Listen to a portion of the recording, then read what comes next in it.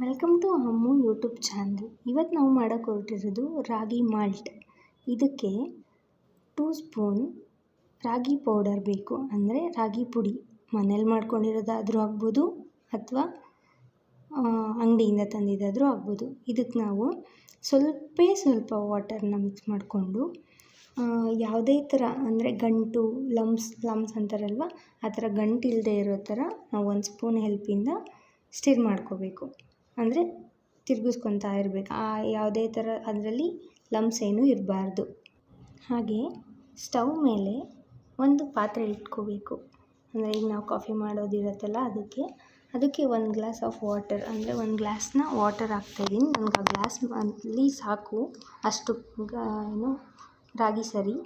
ಅದಕ್ಕೆ 3 to 4 spoon, ಅಂದರೆ ನಿಮ್ಮ ಟೇಸ್ಟ್ಗೆ ಎಷ್ಟು ಬೇಕೋ, ನಿಮಗೆ ಎಷ್ಟು ಸ್ವೀಟ್ ಇರಬೇಕು ಅನ್ನೋದ್ರ ಮೇಲೆ ನೀವು ಅಷ್ಟು ಸ್ಪೂನ್ ಸಕ್ಕರೆ ಹಾಕ್ಕೋಬೇಕು. ನಾನಿಲ್ಲಿ 3 ಸ್ಪೂನ್ ಸಕ್ಕರೆ ಹಾಕ್ಕೊತಿದ್ದೀನಿ. ಇದಕ್ಕೆ ಸಕ್ಕರೆ ಬದಲು ಬೆಲ್ಲನೂ ಯೂಸ್ ಮಾಡ್ತಾರೆ. ನಿಮಗೆ ಸಕ್ಕರೆ ಇಷ್ಟ ಇದ್ದರೆ ಸಕ್ಕರೆ ಹಾಕ್ಕೋಬೋದು, ಇಲ್ಲ ಅಂತಂದರೆ ಬೆಲ್ಲ ಇದ್ದರೆ ಬೆಲ್ಲ ಹಾಕ್ಕೋಬೋದು. ನೀವು ಯಾವ್ದು ಬೇಕಾದರೂ ಹಾಕ್ಕೋಬೋದು. ಹಾಗೆ ಇದಕ್ಕೆ ನೀವು ಸ್ವಲ್ಪ ಹಾಲು ಸಮೇತ ಸೇರಿಸ್ಕೋಬೋದು.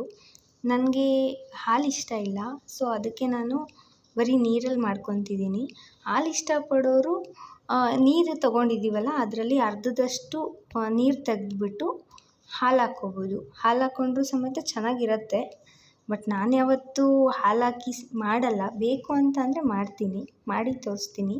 ಈಗ ಅದು ಪೇಸ್ಟ್ ಮಾಡ್ಕೊಂಡಿದ್ವಿ ಅಲ್ವಾ ರಾಗಿದು, ಆ ಪೇಸ್ಟ್ನ ಈ ನೀರಿಗೆ ಸೇರಿಸ್ತಾ ಇದ್ದೀನಿ. ಆಮೇಲೆ ಇದಕ್ಕೆ ಏನು ಗೊತ್ತಾ, ಮೇಯ್ನ್ ಆಗಿ 1 ಸ್ಪೂನ್ ಹೆಲ್ಪಿಂದ ಯಾವಾಗಲೂ ತಿರುಗಿಸ್ತಾನೆ ಇರಬೇಕು. ಇಲ್ಲ ಅಂತ ಅಂದರೆ ಅದು ತಳ ಹಿಡಿದ್ಬಿಡುತ್ತೆ, ಬೇಗ ತಳ ಹಿಡಿಯುತ್ತೆ. ನೋಡಿಕೊಂಡು ನೀವು ತಳ ಹಿಡಿದೇ ಇರೋ ಥರ ಕಂಟಿನ್ಯೂಸ್ ಆಗಿ 1 ಸ್ಪೂನ್ ಹೆಲ್ಪಿಂದ ತಿರುಗಿಸ್ತಾನೆ ಇರಿ. ತಿರುಗಿಸ್ತಾ ಇದ್ದರೆ ಆಗ ಅಷ್ಟೊಂದು ಅಂದರೆ ತಳ ಹಿಡಿಯೋದಿಲ್ಲ. ತಳ ಹಿಡೀತು ಅಂತ ಅಂದರೆ ರಾಗಿ ಮಾಲ್ಟ್ದು ಆ ಟೇಸ್ಟೇ ಫುಲ್ ಚೇಂಜ್ ಆಗೋಗುತ್ತೆ. ಸೀದೋಗಿರೋ ಥರ ಸ್ಮೆಲ್ ಬರೋದು, ಆ ಟೇಸ್ಟ್ ಒಂಥರ ಬೇರೆಯೇ ಇರುತ್ತೆ. ಬಟ್ ನಾವು ಹೇಗೆ ನೋಡ್ಕೊತಾನೆ ಇರಬೇಕು ಕಂಟಿನ್ಯೂಸ್. 2 to 3 ಸೆಕೆಂಡ್ಸ್ ಸ್ಪೂನ ತೆಗೆದ್ಬಿಟ್ಟು ಮತ್ತೆ ಇಟ್ಟು ಮತ್ತೆ ಸ್ಟಿರ್ ಮಾಡ್ತಾನೆ ಇರಬೇಕು. ಒಂದು ಸ್ವಲ್ಪ ಹೊತ್ತು ಆ ಕಡೆ ಈ ಕಡೆ ಬಿಟ್ಟಿದ್ದೀವಿ ಅಂತ ಅಂದರೆ ಫುಲ್ ತಳ ಹಿಡಿದು ಹೋಗ್ಬಿಡುತ್ತೆ. ಆಗ ರಾಗಿ ಮಾಲ್ಟು ಬರೋದೇ ಇಲ್ಲ ನೀಟಾಗಿ. ಸೊ ಅದಕ್ಕೆ ಕಂಟಿನ್ಯೂಸ್ ಆಗಿ ಸ್ಟಿರ್ ಮಾಡ್ತಾಯಿರಿ. ನಿಮಗೆ ಯಾವ ಥರ ಕನ್ಸಿಸ್ಟೆನ್ಸಿ ಬೇಕೋ ಆ ಕನ್ಸಿಸ್ಟೆನ್ಸಿಗೆ ಅಷ್ಟು ಬಿಸಿ ಮಾಡಿಕೊಂಡು ಆ ತಿಕ್ನೆಸ್ ಬಂದ ತಕ್ಷಣ ಸ್ಟವ್ ಆಫ್ ಮಾಡ್ಕೊಬಿಡಿ.